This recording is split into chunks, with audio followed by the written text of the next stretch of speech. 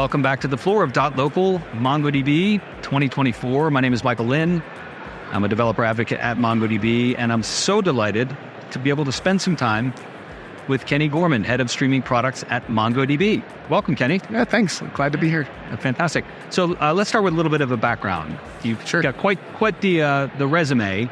I've been working with databases for a very long time, something like 30 years. Started with Oracle, things like that. Was an early adopter of MongoDB. In fact, I was just talking to Dwight out in the conference about the good old days. Started off with literally Mongo 1.0 at Shutterfly in 2009. So those are the fun days. Founded a company called Object Rocket, which was a MongoDB as a service very early on. And then worked in streaming. And we founded a company in streaming in 2015 and ended up selling that to Cloudera, but really convinced us of this idea that the document model, streaming, and something like MongoDB would be just a marriage made it effort. So I think we'll probably talk about that. Yeah. So let's talk about streaming data. Sure. What's different about streaming data than regular data that's persisted in a database? Yeah, I mean, it's interesting. It's, developers have been coming to us for a long time, working with streaming data. Things like the Kafka connector has been in our ecosystem for many years. Yeah. And it's been super effective and super popular.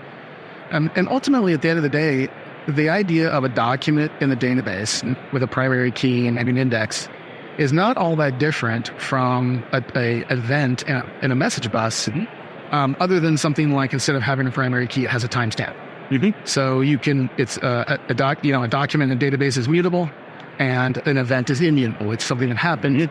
You don't want to change it. You just want to say this thing happened. And if something changes, you send a new event. Yes. So it's a little bit different paradigm, but really not all that different. Yeah.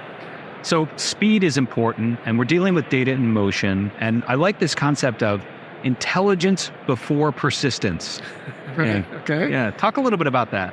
Yeah, so, I mean, this sort of gets to the use cases that we see. And a lot of these use cases have to do with like high velocity data. So, verticals that you can imagine are things like aerospace and things like IoT is an obvious one, and manufacturing, things that are generating lots of data. And it's a pretty well-known use case to put that data into something like Kafka. But now you have a new problem. All my data's in Kafka, and how can I see it? What can I do with it? How can I make sense of it? And so customers are wanting to take this kind of data. They're wanting to do things like filter it and aggregate it, somehow mutate it in some way to fit their business use case. Maybe they're masking off fields or combining things or whatever it might be. And then they're using that data in different data products across their organization. So maybe they're driving a customer app with one view, and maybe they've got a logging view where they see everything, the history of everything that happened, or whatever it might be. And so they're building all these views of data across their enterprise, and they're doing it all via streams, and they're using MongoDB and Atlas Stream Processing to essentially glue those two things together. Yeah. So we had an exciting announcement today. We announced the general availability of Atlas Stream Processing. That's right. Yeah. So what does it mean to go from preview to generally available? Yeah, this whole project's been really fascinating. We started, it's almost 2 years now, working on this idea that, hey, developers shouldn't have to choose between data in motion and data at rest. And obviously, we're GA with Atlas Stream Processing today, which I'm very proud, and the team worked very hard, so big props to the engineering Congratulations. team, all the people that worked on it, nice job. But ultimately, we wanted to kind of leverage this capability for the customer. We've been working on it very hard. We have a lot of new paradigms from how we do development internally, how we built a streaming specific team around this product, how we brought it to market, and like kind of a 0 to 1 greenfield kind of thinking. So it's been super exciting. We have like I said before, an amazing cast of characters who have worked on the project. And we went to preview, had very good response from our preview, learned a lot from our customers, got in deep with their problem sets and their pain points, was able to kind of understand a lot of patterns that were popular and things that they needed the product to do. And so today we're GA and it's super excited. Yeah, congratulations. Thank you. So I think it's important to maybe address the audience that may not know how streaming data appears or surfaces in MongoDB. How am I going to begin to interact with streaming data in MongoDB? Yeah, it's interesting. Streaming for the longest time has been very opaque. Like, so if you have data in a Kafka topic, it's just kind of hard to see. You have to use command line tools, and it's a pain, quite frankly. So what we try to do is, especially for the starting, we're all about developers. And so from your very first time you're going to look at stream processing to now having production processors, we've really tried to make it simple. So we've done a bunch of things. Number one is there's a command called .process. So check that out if you're going to use it. And it's called .process. It allows you to spool topic data into the shell or into VS Code. I'm going to demo that in my session a little bit later. Nice. Plug there, sorry. That's okay. And so that data will spool back dynamically and you can see it in your shell. So now you can start making decisions. You can reason about your data. You can add filters. You can add aggregations and that kind of thing. And then the next thing we did that's kind of cool is we have like a sample data generator. So you don't have to have a Kafka. You don't have to have a stream. You can just start building aggregations with like a fake stream. So you kind of know how it works. You learn. You kind of get your head and your hands around it.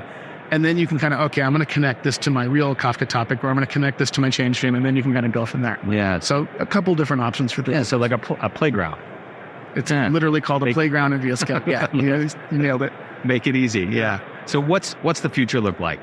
Yeah. So again, this is GA of sort of our first foray into the market. It's a brand new product, 0 to 1, new surface area, as we say around here.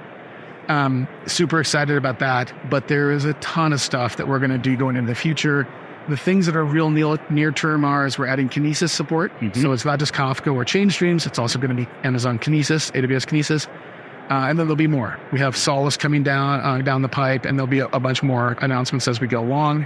We're adding new regions and providers. So today we're AWS first, and we'll have Azure and GCP as a follow-on, and then different advanced networking capabilities. So things like private link and things like that. So VPC to kind of build out the rest of it. That's right. Yeah. Yep. Okay. So my favorite announcement for the day, ASP, Atlas Stream Processing, GA. If you're asking me. So, apart from that one, what else excites you about what we heard today in the keynote? I really liked. It wasn't necessarily just an announcement. If I can go off. Yeah. It was how Dave addressed kind of the future. I really liked how, as a company, I'm proud to represent the idea that, and really excited that Dave's kind of leaving with this notion of like, we're in another sort of change in how things are going to be developed, how things are going to be done, and MongoDB is ahead of that. Yeah. And I really like that rings true for me. I really like that message. Yeah, awesome. But what personally, how do you see the future of software development taking place? Yeah, I mean, it's interesting is you can look in the near term, things that we can do, being transparent, things that we can do better is really help meet developers where they live. So that just means from our just this obsession with making developers productive, giving them the tools they want. That's all roadmap stuff for us. Today I think we do a number of things that are good, but I think we can do them even better. A lot of those things are coming. I think as we look forward even longer, it's all about rapid productivity, rapid deployment, building things quicker and easier. So anything in that kind of vein of work, we're gonna tackle it. Yeah. Well, I greatly appreciate your experience coming on the show. And I do want to drop a little bit of a plug. We're going to be doing a series, and it's going to be on streaming data in general, right? So tell us a little bit about what we're going to see in that series on the podcast. Yeah, we're going to start off with some kind of intro stuff so everybody's kind of up to speed. And then as we go along, we're going to have guests on and folks in the industry, other practitioners. Maybe we'll go get some customers and things and just start talking about this topic and where people are successful, where they're struggling, where we fit into the picture. It's not meant to be, a MongoDB plug or anything. It's really just a genuine conversation with people who are starting to work with this topology in MongoDB. And then terrific.